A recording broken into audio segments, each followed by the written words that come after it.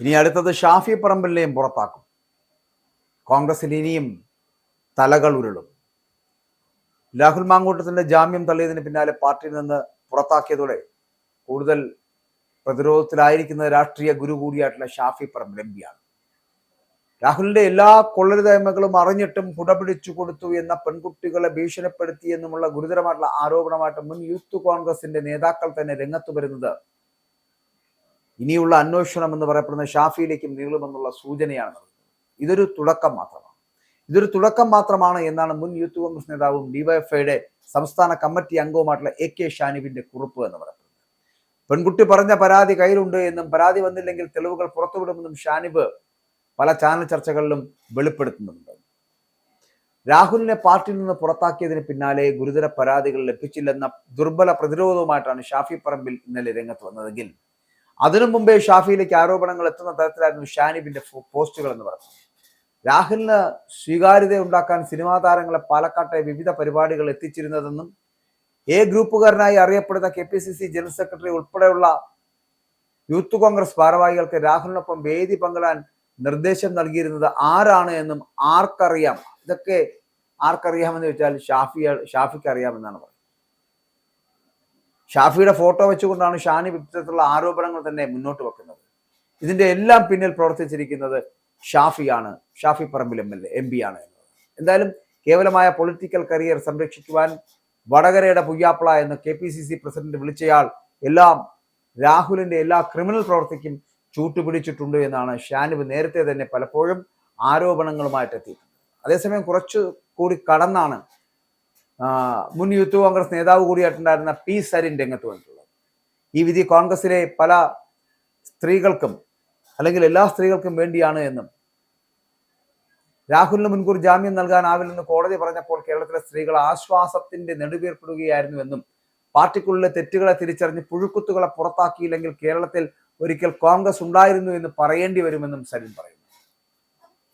രാഹുൽ മാങ്കൂട്ടത്തിന് പൂട്ടിയത് കൊണ്ട് മാത്രം കാര്യമില്ല, വീഴുമ്പോൾ ആ പൊളിറ്റിക്കൽ ക്രൈം സിൻഡിക്കേറ്റിലെ 3 പേരും വീഴണം. വെറുതെയല്ല താൻ ഷാഫി പറമ്പിലിനെയും VD സതീശനെയും രാഹുൽ മാങ്കൂട്ടത്തിനെയും പൊളിറ്റിക്കൽ ക്രൈം സിൻഡിക്കേറ്റ് എന്ന് വിളിച്ചത് എന്നും അവർ നടത്തിയ ഹവാല, റിവേഴ്സ് ഹവാല ഇടപാടുകളെല്ലാം ചർച്ചയിലേക്ക് വരുമെന്നും സരിൻ വ്യക്തമാക്കുന്നുണ്ട്. അപ്പോൾ ഇവിടെ ഇയാളെ മാത്രം പൂട്ടിയത് കൊണ്ട് കാര്യമായില്ല. ഈ ക്രൈം സിൻഡിക്കേറ്റ് ഓപ്പറേറ്റ് ചെയ്യുന്നതിന് പല രീതികളുണ്ട്. കോൺഗ്രസ് പാർട്ടിയിലെ തീരുമാനങ്ങൾ എടുക്കുന്നതിൽ എങ്ങനെയായിരുന്നു ഇവർ മാത്രം പങ്കുണ്ടായിരുന്നത്? അന്നത്തെ KPCC പ്രസിഡന്റായിരുന്ന K സുധാകരനെ ഇവർ എങ്ങനെയാണ് നോക്കിക്കുത്തിയായി മാറ്റിയത്? KC വേണുഗോപാലിനെ പോലും അശക്തനാക്കിക്കൊണ്ട് കേരളത്തിലെ കോൺഗ്രസിനെ ഇനി വരാൻ പോകുന്ന ഭരണമാറ്റത്തിന്റെ പേരിൽ തൂക്കിവിറ്റവരാണ് ഇവരെന്ന് പറയേണ്ടിയിരിക്കുന്നു. 2026 ഭരണം കോൺഗ്രസിനാണ് എന്നാണ് അവരുടെ മനസ്സിൽ അവർ കാണുന്നത്. അന്ന് ഭരണത്തിൽ മുഖ്യമന്ത്രിയും ആഭ്യന്തരമന്ത്രിയും ധനമന്ത്രിയും ഒക്കെ ഇവർ 3 പേരുമായേക്കാം എന്ന് കൂടി പറയേണ്ടിയിരിക്കുന്നു. എന്നാൽ ഇതൊരു സ്വപ്നമല്ല കേട്ടോ. ചിലപ്പോൾ അവർ തന്നെ കാണുന്ന സ്വപ്നങ്ങളായിരിക്കും. ഇത് പറയാതിരിക്കാൻ കഴിയാത്ത ഒരു കാര്യമാണ്. കാരണം മുഖ്യമന്ത്രിയായിട്ടും ആഭ്യന്തരമന്ത്രിയായിട്ടും ധനമന്ത്രിയായിട്ടൊക്കെ ഈ പറയുന്ന 3 പേരും എത്തിയാൽ അതിൽ ഭയപ്പെടാനില്ലായിരുന്നു. പക്ഷെ ഇനിയിപ്പോൾ ഒരാൾ എന്തായാലും പാർട്ടിക്ക് പുറത്തേക്ക് തന്നെ പോയി കഴിഞ്ഞു. അദ്ദേഹം ഇനി ഈ പറയുന്ന രാഷ്ട്രീയ വനവാസത്തിലേക്കായിരിക്കും. ഇല്ലെങ്കിൽ ഈ പറയുന്ന സത്യങ്ങളൊക്കെ തെളിച്ച് മടങ്ങി വരട്ടെ, അഗ്നിശുദ്ധി വരുത്തി വീണ്ടും കോൺഗ്രസിന്റെ കുപ്പായം അണിയുവാൻ കഴിയുമെങ്കിൽ അതണിഞ്ഞ് മടങ്ങി വരട്ടെ. പക്ഷെ അതുവരെ രാഹുൽ എന്ന് പറയപ്പെടുന്ന വ്യക്തി ഇനിയില്ല. പകരം ഷാഫിയും സതീശനും കളിക്കുന്ന കളികൾ മാത്രമാണ് നമുക്ക് ഇനി കാണേണ്ടി വരുന്നത്. പക്ഷെ അത് എത്രത്തോളം ഉണ്ടാകും? അപ്പോൾ അങ്ങനെ ആ സ്വപ്നത്തിൻ്റെയൊക്കെ പേരിൽ കേരളത്തിലെ ജനങ്ങളെ തലയണി കണക്ക് പറഞ്ഞവർ വാങ്ങിയത് എന്തൊക്കെയാണ്? ഇവരാരിൽ നിന്നാണ് പണം കൈപ്പറ്റിയിരിക്കുന്നത്? ഇവരുടെ ഭയം എന്തായിരുന്നു? എന്നെല്ലാം മനസ്സിലാക്കേണ്ടതുണ്ട് എന്നാണ് P സരിൻ പറഞ്ഞു വെക്കുന്നത്. P സരിന് ഉളുപ്പുണ്ടെങ്കിൽ ഈ പറയുന്ന പോലെ കോൺഗ്രസിന്റെ ഭാഗമായിട്ട് നിന്ന് ഇപ്പോൾ കമ്മ്യൂണിസ്റ്റിന്റെ ഭാഗം ചേർന്ന് സംസാരിക്കുമ്പോൾ പലരെയും ഇങ്ങനെ കുത്തിനോവിക്കുവാൻ കഴിയുന്നത് മനുഷ്യത്വം കൂടി ഇല്ലാതായി പോയ ഒരു വ്യക്തിയിൽ നിന്ന് കേൾക്കുന്ന വചനങ്ങൾ മാത്രമാണെന്ന് പറയേണ്ടിയിരിക്കുന്നു. 2026 അധികാരം പിടിക്കണമെന്ന പാഴ്സ്വപ്നം കൈമാറിക്കൊണ്ട് ചെയ്ത നെറികേടുകൾക്കൊക്കെ നിങ്ങളെ വെച്ചാണ് അവർ കവചം തീർത്തത് എന്നാണ് കോൺഗ്രസ്സുകാർ മനസ്സിലാക്കേണ്ടത്. നിങ്ങളെ വിറ്റാണ് ഈ പ്രസ്ഥാനത്തെ അവർ ചതിച്ചത് എന്നാണ് മനസ്സിലാക്കേണ്ടത്. അല്ലെങ്കിൽ ഈ പ്രസ്ഥാനത്തെ അവർ ചതിച്ചത് എന്ന് നിങ്ങൾ തിരിച്ചറിയേണ്ടത്, അല്ലെങ്കിൽ നിങ്ങളെ വിറ്റാണ് ഈ പ്രസ്ഥാനത്തെ ചതിച്ചത് എന്ന് നിങ്ങൾ തിരിച്ചറിയുന്ന നിമിഷം വീഴുന്നത് ഈ 3 പേരും കൂടി ആകണം.